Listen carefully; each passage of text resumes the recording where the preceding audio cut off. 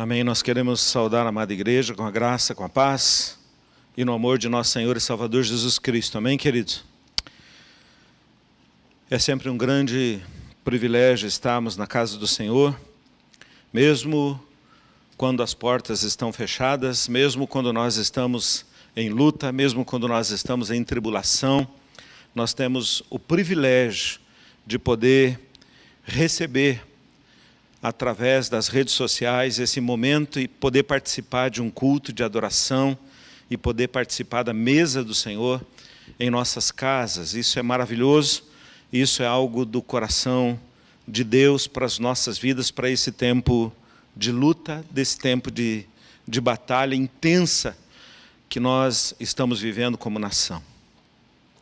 Eu queria, querido, convidar você nessa noite abrir a sua Bíblia lá no Salmo de número 86. Salmo de número 86. E eu queria falar sobre um desafio que Deus tem gerado no coração, nos nossos corações, no coração da sua igreja nesse tempo de batalha, que é o desafio de estarmos posicionados na oração. Salmo 86. Nós vamos ler todo o Salmo e ele nos diz o seguinte: Inclina, Senhor, os ouvidos e responde-me, pois estou aflito e necessitado. Preserva a minha alma, pois eu sou piedoso. Tu, ó Deus meu, salva o teu servo que em ti confia. Compadece-te de mim, ó Senhor, pois a ti clamo de contínuo. Alegra a alma do teu servo, porque a ti, Senhor, elevo a minha alma. Pois tu, Senhor, és bom e compassivo, abundante em benignidade para com todos os que te invocam. Escuta, Senhor, a minha oração e atende a voz das minhas súplicas. No dia da minha angústia, clamo a ti, porque me respondes. Não há entre os deuses semelhante a ti, Senhor, e nada existe que se compare às tuas obras. Todas as nações que fizeste virão, prostrar-se-ão diante de ti, Senhor, e glorificarão o teu nome. Pois tu és grande e operas maravilhas, só tu és Deus. Ensina-me, Senhor, o teu caminho, e andarei na tua verdade. Dispõe-me o coração para só temer o teu nome. Dar-te-ei graça, Senhor, Deus meu, de todo o coração, e glorificarei para sempre o teu nome, pois grande é a tua misericórdia para comigo, e me livraste a alma do mais profundo poder da morte. Ó Deus, os soberbos se têm levantado contra mim, e um bando de violentos atenta contra a minha vida. Eles não te consideram, mas tu, Senhor, és Deus compassivo e cheio de graça, paciente e grande em misericórdia e em verdade. Volta-te para mim e compadece-te de mim, concede a tua força ao teu servo e salva o filho da tua serva.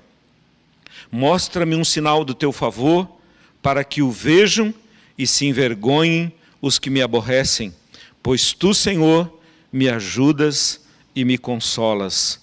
Amém. Feche os teus olhos um pouquinho, querido, em nome de Jesus.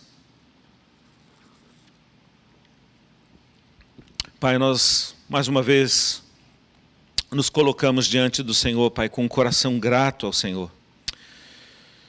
pelo privilégio de poder abrir a Tua Palavra, ó Deus, com toda a liberdade, mesmo quando nós estamos enfrentando tantas restrições, ó Deus, nós não temos a restrição, ó Deus querido, de receber a Tua Palavra, de ler a Tua Palavra, de meditar na Tua Palavra, ó Deus querido, e de ser, ó Deus, transbordante por meio dela.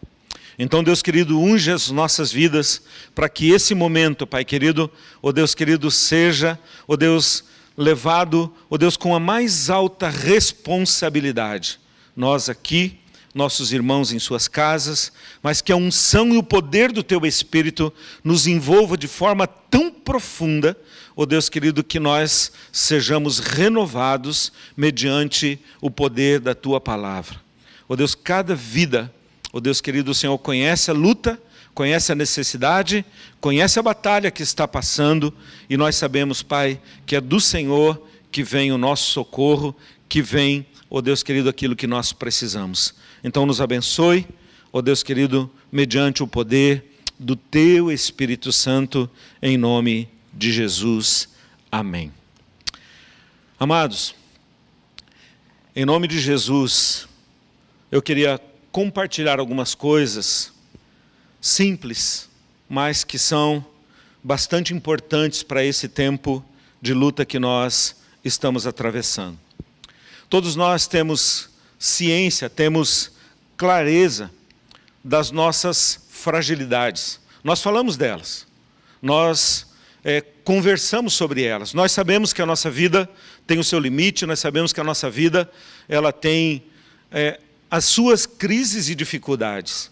Mas eu creio que nesse momento em que nós estamos vivendo, tudo se tornou muito mais claro do que nós conseguíamos imaginar. E nós podemos olhar para as Escrituras e compreender algumas revelações do coração de Deus de forma mais profunda e objetiva. Eu estava hoje pela manhã meditando no Salmo 127, quando o salmista declara que se Deus não guardar a cidade, em vão vigia a sentinela. Deus já estava ali mostrando as nossas fragilidades e as fragilidades dos nossos projetos. E talvez nesse momento de crise isso fica muito mais claro, porque nós lidamos com coisas que nós não vemos, coisas que nós não conhecemos plenamente, coisas que nós não sabemos onde elas estão, né, agindo da maneira que estão agindo, mas nós vemos as pessoas sendo atingidas por esse mal. Eu estava meditando quando o apóstolo Paulo, em Romanos 8, depois de declarar a nossa vitória sobre vários aspectos da vida, e ele vai mostrando as lutas que nós podemos enfrentar e declarando que em todas elas nós somos mais do que vencedores. Mas no versículo 36, ele declara que nós somos entregues à morte todo dia. Todo dia. Como cordeiro nós somos levados ao matadouro. Na verdade, Deus mostrando a fragilidade da nossa vida e a fragilidade dos nossos projetos. E eu penso, querido, que revelações como essa, que estão por todas as Escrituras, elas têm um propósito apenas: mostrar para nós o quanto Deus deseja que nós vivamos na sua presença e o quanto Deus deseja que nós caminhemos na direção que Ele nos oferece em Cristo Jesus. Lá no Evangelho de Mateus, capítulo 24, quando Jesus está falando dos finais dos tempos, do versículo 36 até o 38, Jesus revela para nós, fala para nós que nos tempos de Noé, o perigo estava sendo anunciado, o perigo estava sendo declarado. Noé estava anunciando, enquanto construía a arca, Noé estava anunciando que o dilúvio chegaria. Mas as pessoas estavam fazendo festas, as pessoas estavam se casando, as pessoas estavam preocupadas com as suas coisas, até que, diz o texto, que Noé entrou na arca. E aí a porta da arca se fechou e a realidade se manifestou de uma forma muito profunda. Quando a gente olha a realidade hoje, não parece muito diferente. Enquanto as lutas não chegam, às vezes, de uma forma muito intensa, a gente não sabe o poder dela, a gente não conhece a intensidade dela. Mas nós estamos vivendo um tempo, querido, que nós precisamos de grande despertamento da parte de Deus e nos levantarmos como povo santo, escolhido, povo chamado, povo vocacionado, povo cheio do Espírito Santo, para poder se manifestar de uma forma profunda no meio de toda a batalha que está diante de nós. E é dessa forma que eu olho e enxergo o Salmo 86. O Salmo 86 é a oração de um homem que, na sua trajetória, já havia experimentado o céu e o inferno em muitas situações da sua vida. Em muitos momentos decisivos, em muitos momentos difíceis, em muitos momentos de vitória, ele enfrentou o céu e enfrentou o inferno. Passou por lutas, passou por tribulações, passou por momentos de compreensão, momentos de incompreensão, passou por momentos de rejeição, passou por momentos onde viu a sua família desfacelar. Ele passou por muitos momentos atribulados na sua existência. E a gente percebe que esse homem descobriu algumas coisas importantes enquanto caminhava com Deus e lidava com as suas lutas. Ele aprendeu algumas coisas importantes com Deus enquanto lidava com a sua luta, enquanto caminhava com Deus e lidava com as suas lutas. E a primeira coisa, querido, que fica evidente na trajetória de Davi, de uma forma muito especial nesse salmo, é que ele descobre que Deus exerce misericórdia. Que Deus é um Deus de misericórdia. Quando a gente fala isso, querido, talvez você diga assim, pastor, eu já sei disso. Eu sei que Deus é misericordioso. Mas a minha pergunta, querido, é o quanto essa verdade impacta a sua vida. O quanto essa verdade impacta o seu coração. Porque às vezes nós sabemos muitas coisas a respeito de Deus, mas o quanto as coisas que nós sabemos de Deus impactam as nossas vidas, impactam o nosso coração. Davi aprendeu essa verdade quando descobriu, querido, que os seus recursos não poderiam resolver as suas batalhas. Quando ele descobriu que os seus recursos não eram suficientes, que os seus recursos não poderiam trazer as respostas que ele precisava, nesse momento ele se encontra com a misericórdia do Senhor. E aí ele se apresenta diante de Deus dizendo, inclina os seus ouvidos e responde-me, porque eu estou aflito e necessitado. Em algumas outras versões ele diz assim, eu sou pobre e necessitado. Eu sou pobre e necessitado. Amados, quando nós perdemos a visão de que o Senhor é o Deus que exerce misericórdia, nós, sem perceber, nós promovemos danos, causamos danos. O Salmo 57, um pouquinho atrás desse, tem uma outra oração de Davi. Num outro momento da vida, nesse momento agora ele é um dos soldados do rei Saul e ele está sendo perseguido pelo rei Saul. E ele começa esse salmo dizendo assim, tem misericórdia de mim, ó Deus, tem misericórdia, pois em ti a minha alma se refugia. À sombra das tuas asas me abrigo, até que passem as calamidades. Clamarei ao Deus Altíssimo, ao Deus que por mim tudo executa. Ele dos céus me envia o seu auxílio e me livra. Cobre de vergonha os que me ferem, envia a sua misericórdia e a sua fidelidade. Tem misericórdia de mim, ó Deus, tem misericórdia, pois em ti a minha alma se refugia, à sombra das tuas asas me abrigo, até que passem as calamidades. Clamarei ao Deus Altíssimo, ao Deus que por mim tudo executa, ele dos altos céus envia o seu auxílio e me livra. Envia o seu auxílio e me socorre. Ele descobre a misericórdia de Deus, ele descobre que ele precisa dela, que ele necessita dela, que os seus recursos não são suficientes para poder vencer as lutas e as batalhas que ele tem. Quando a gente olha o profeta Jeremias, lá no livro de Lamentações, no capítulo 3, a partir do verso 21, quando ele diz assim: quero trazer à memória o que pode me dar esperança. Ele declara assim que o que me dá esperança é a certeza que a misericórdia do Senhor é a causa de eu não ser consumido, e ela se renova a cada manhã.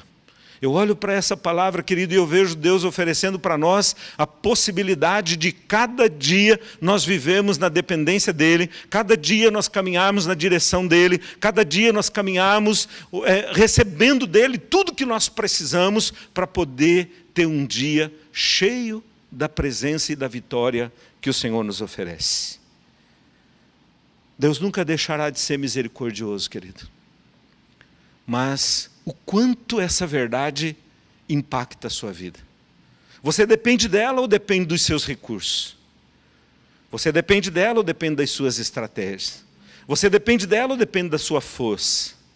Davi, na sua caminhada, descobriu que ele precisava muito mais da misericórdia de Deus do que tudo que estava disponível nas suas mãos.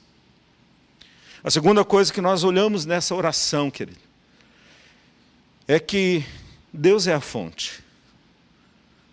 Deus é a fonte. Versículos 6 e 7.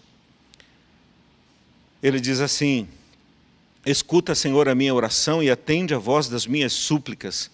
No dia da minha angústia, clamo a Ti, porque me respondes. Porque me respondes. Escuta, atende, responde. Talvez você diga: pastor, eu também sei disso. Essa é uma verdade que eu também sei. Jesus é a fonte. Mas eu quero de novo dizer, querido, quanto essa verdade impacta a sua vida. O quanto essa verdade impacta o seu coração. Eu quero lembrar você, querido, nessa noite, que nós estamos cercados por todos os lados de coisas que Deus providenciou para nós, de coisas que Deus colocou ao nosso redor, mas que muitas vezes essas coisas que Deus colocou nas nossas vidas roubam o lugar de Deus nas nossas vidas. E eu quero falar de algumas coisas muito simples. A família, por exemplo, é uma bênção. Foi Deus que criou. Foi Deus que criou. Mas a fonte de sustentação dessa família é o Senhor. É o Senhor. Não há possibilidade, querido, da família ser sustentada de outra maneira. Foi Deus que criou, nós estamos envolvidos numa família. Mas quantas famílias estão destruídas? Quantas vezes a família se tornou a coisa mais importante até do que o Senhor? Nós precisamos corrigir essas coisas. O trabalho é uma bênção. O trabalho é uma bênção, mas a fonte desse trabalho é o Senhor. Mas quantas vezes, querido, o trabalho tem roubado de nós o lugar de Deus. E a gente se dedica horas e horas ao trabalho, e muitas vezes a gente esquece que a fonte de sustentação da nossa vida é o Senhor. É o Senhor. A igreja é bênção, mas a fonte é o Senhor. Muitas vezes a gente pode estar na igreja, mas não está no Senhor, não está recebendo do Senhor, não está com o coração aberto para as direções que Deus traz ao nosso coração. Os relacionamentos, os recursos, todas essas coisas, querido, são dádivas de Deus, mas se elas não estiverem no lugar certo, querido, elas com certeza sofrerão danos e trarão prejuízo para as nossas vidas. E muitas vezes nós invertemos a ordem das coisas. Nós invertemos as ordens das coisas. Você quer uma família abençoada, querido? você quer um trabalho abençoado, você quer uma igreja abençoada, você quer relacionamentos abençoados, você quer recursos abençoados na sua vida. Então, acerte a ordem, querido. Deus é a fonte. Deus é a fonte de todas as coisas. Se a gente inverte, a gente passa a ter sede de novo.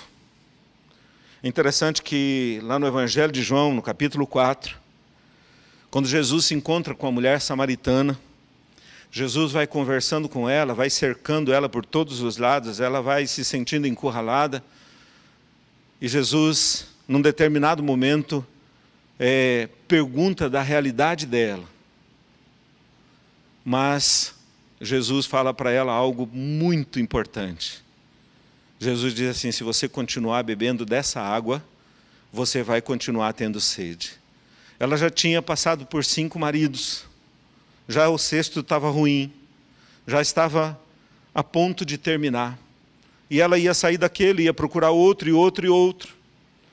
E muitas vezes, querido, assim tem sido a nossa correria, a gente sai de um lugar para outro, e corre para cá e corre para lá, mas não sacia a nossa sede, porque a fonte que pode saciar a nossa sede é o Senhor, e Davi descobre isso. Ele não corre para outro lugar, ele corre para Deus.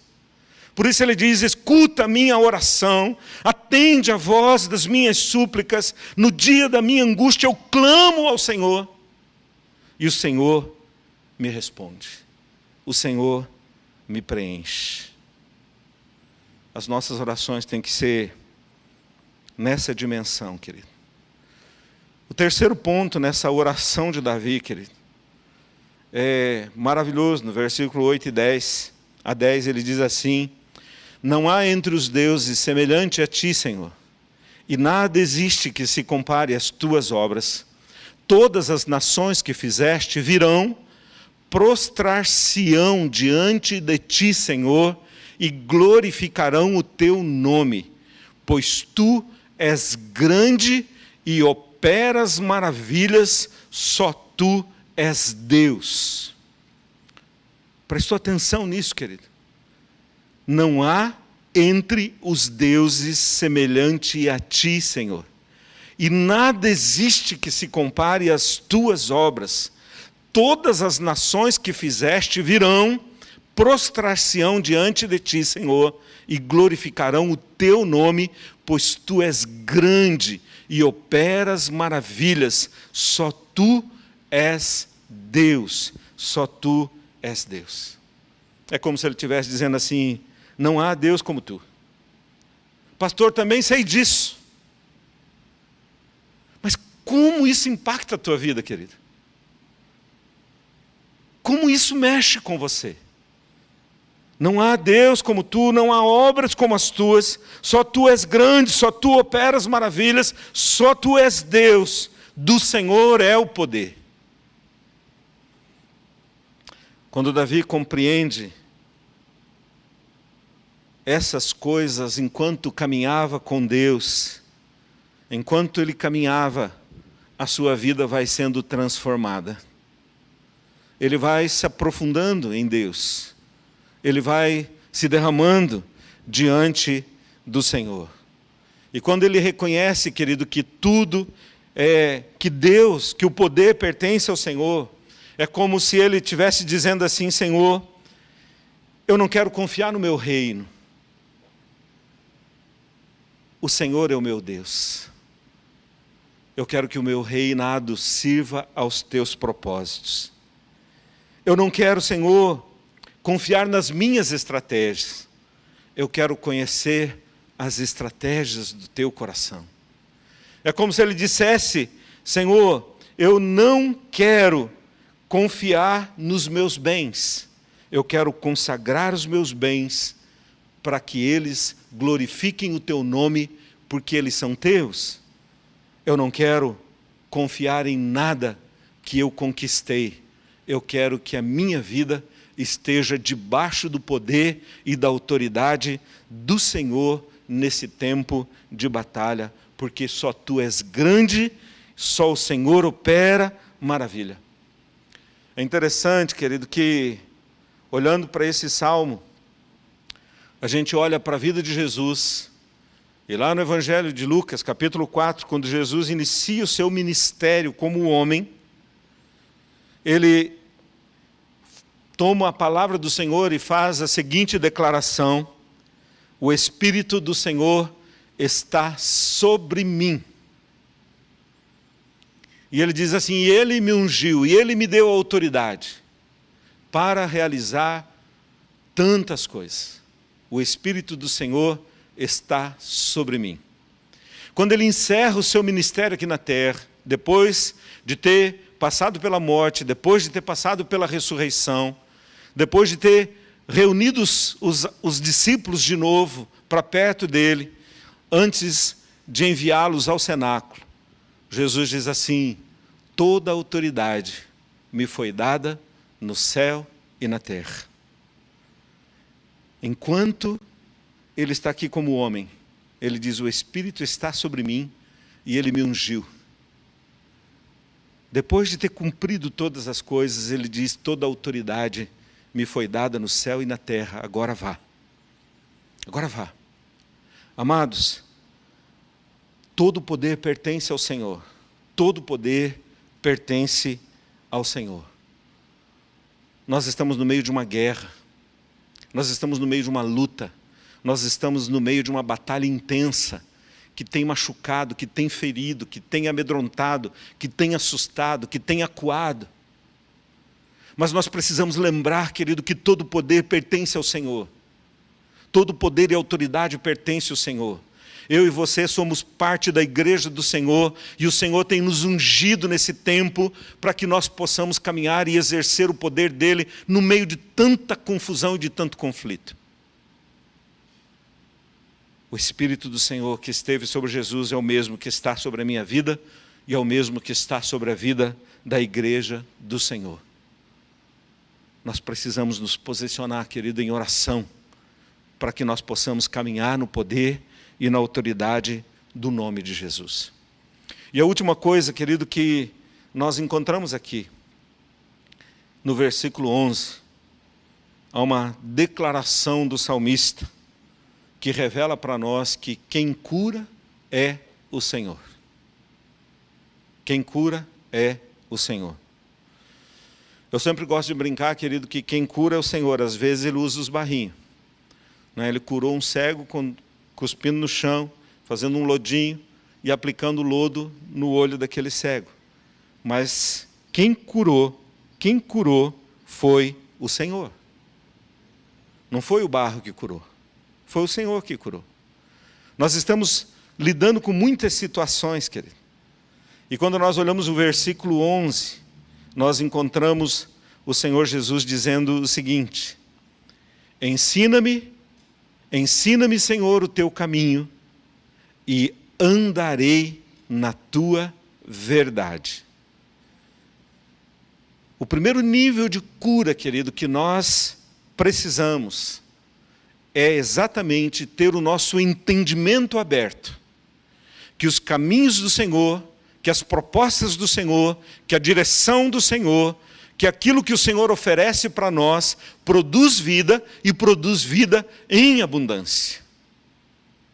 Ele diz: ensina-me o teu caminho.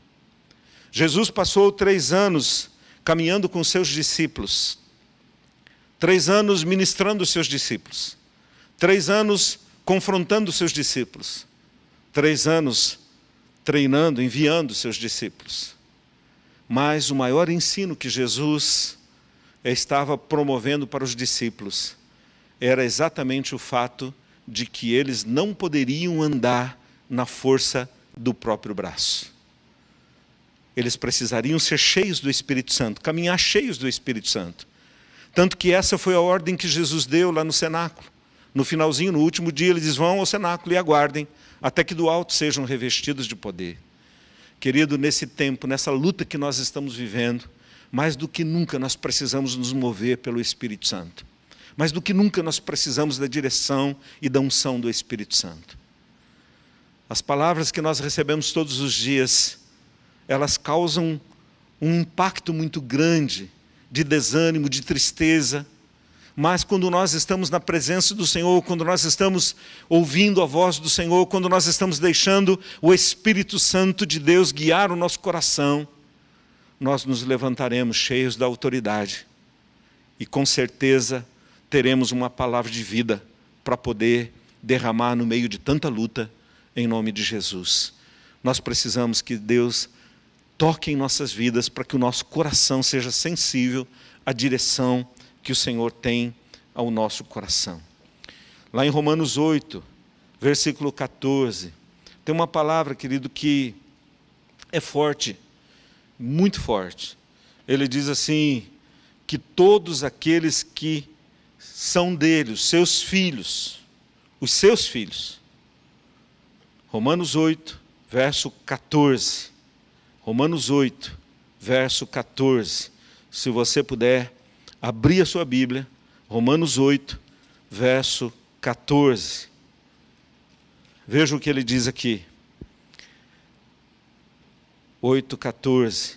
Diz assim: pois todos os que são guiados pelo Espírito de Deus são filhos de Deus. São filhos de Deus. O Filho de Deus, aquele que foi salvo, redimido, lavado pelo sangue do Cordeiro, ele não é guiado por outra fonte, a não ser pelo Espírito Santo de Deus. Nós somos filhos e nesse tempo, como filhos, nós precisamos deixar que o Espírito Santo de Deus nos guie em toda a verdade, em toda a direção, em tudo aquilo que nós precisamos para poder ministrar nesse tempo de luta e batalha que está diante de nós. E o segundo nível de cura, querido, nesse mesmo versículo, ele diz assim: dispõe-me o coração para só temer o teu nome. Dispõe-me o coração para temer só o teu nome. Há uma versão que diz assim: unifica o meu coração para eu temer só o teu nome. Só o teu nome. Queridos, quando nós olhamos a palavra temor nas Escrituras, é algo tão profundo, é algo tão complexo, que nós não conseguimos encontrar explicações para todas as formas e maneiras que o temor do Senhor nos coloca. Mas a palavra diz que o temor do Senhor é o princípio da sabedoria. A palavra diz que para aqueles que temem ao Senhor não falta direção, não falta direção. A palavra do Senhor diz que para aqueles que temem ao Senhor, o Senhor mostra o caminho por onde deve andar. Por onde deve andar. Davi está dizendo assim, que o meu coração não se perca entre os temores que a vida oferece, mas que o meu coração esteja focado, esteja unificado, curado, para eu temer só o teu nome. Porque temendo só o nome do Senhor, querido, nós avançaremos a despeito de toda a tribulação, de toda a luta, de toda a ameaça que está diante de nós. Essa oração de Davi, se você olhar os versículos finais, Davi continua orando, dizendo assim: dar-te-ei graças, Senhor, de todo o meu coração, e glorificarei para sempre o teu nome, pois grande é a tua misericórdia para comigo, e me livraste a alma do mais profundo poder da morte. Jesus já fez isso por nós. Jesus já livrou a nossa alma do mais profundo poder da morte e nos deu vitória para a gente poder caminhar em graça diante do Senhor. Muita luta Davi estava enfrentando, mas ele ora pedindo que Deus, para ele poder caminhar na misericórdia do Senhor, ele ora pedindo para que Deus pudesse ser a única fonte do coração dele, ele ora pedindo que Deus desse a graça dele caminhar no poder do Senhor, e ele ora pedindo que o Espírito Santo de Deus curasse a sua vida, ensinando ele a trilhar o caminho da verdade e unificando o coração dele, para que o coração dele não estivesse dividido. É interessante que Provérbios 3, ele diz assim, no versículo 5 em diante, para que a gente não se perca nos nossos próprios caminhos. Ele diz, não te estribes no teu próprio entendimento. Coloca o Senhor, deixa o Senhor, querido. Se o teu coração está dividido entre a tua vontade e a vontade de Deus, diga a Deus que prevaleça a tua vontade. Que prevaleça a tua vontade, porque ela é infinitamente melhor. Ela é boa, ela é agradável e ela é perfeita e ela me conduz para a vida em nome de Jesus. Eu queria que você, nesse momento, querido, pudesse fechar os teus olhos. É um tempo de luta, é um tempo de batalha, é um tempo de conflito. Nós vamos ter o privilégio de participar da mesa do Senhor. Mas antes de se aproximar da mesa do Senhor, querido, baseado nesta palavra, eu queria convidar você para nós termos um tempo de clamor. Nós temos muita luta, nós temos muitas batalhas diante de nós, muitos irmãos que estão lutando com enfermidades, lutando com Covid. E eu queria colocar esses nomes diante do Senhor agora, mas eu queria também que nós nos uníssemos nesse clamor. Nos uníssemos nesse clamor. Eu queria colocar aqui diante do Senhor a vida do nosso irmão Jonas, da sua esposa Neuci, os dois estão hospitalizados. Queria colocar a vida da Amanda, do Danilo. Eu queria colocar a vida do Macário, da Carla. Eu queria colocar a vida do Lucas e da sua família, Marcelo, Dominique. Eu queria colocar a vida do Bachega e da sua família, do Diego e da sua família, do Wagner e da sua família, do João Carlos e a sua família. Eu queria colocar a vida do Valério, da Claudete. Eu queria colocar a vida do Alexandre Presoto e de toda a sua família. Eu queria colocar a vida da Ione, a mãe da Fernanda, nas mãos do Senhor. Eu queria colocar a vida do Edu. Eu queria colocar a vida do Pedro, da Adriana e Manuela.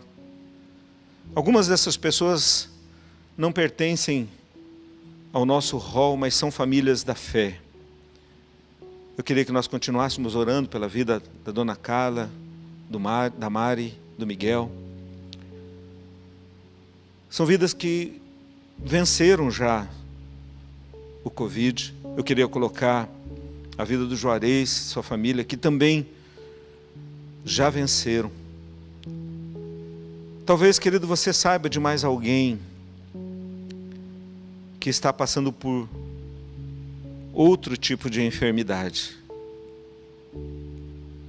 Eu queria que nós nos uníssemos, entendendo que o nosso Deus é um Deus que exerce misericórdia, mas que isso não fosse apenas uma declaração, querido, religiosa. Qualquer pessoa que tem a sua origem no cristianismo vai fazer essa declaração que Deus é misericordioso. Mas que essa misericórdia de Deus nos alcance a vida de nossos irmãos de uma forma muito profunda. Eu queria que nós pudéssemos chegar à fonte. Deus é a fonte. Nós cremos que o Senhor é o médico dos médicos, é o Senhor dos senhores, Ele é o Deus Todo-Poderoso. Mas é muito mais do que declarar essas coisas. É nós nos aproximarmos da fonte, como Davi, como aqueles que são pobres e necessitados. Pobres e necessitados. Escuta, Senhor, atende, Senhor, responde o nosso clamor. Olha para a nossa angústia, olha para a nossa luta, olha para a nossa dor. Eu queria que nós nos aproximássemos do Senhor, entendendo que o poder pertence ao Senhor. Um toque do Senhor é o suficiente para mudar todas as coisas. Um sopro do Senhor limpa os céus dessa cidade, limpa os céus dessa terra. Mas, querido, talvez seja o tempo da gente perguntar também o que o Senhor deseja fazer em nós, nesse tempo em que a nossa fragilidade está exposta.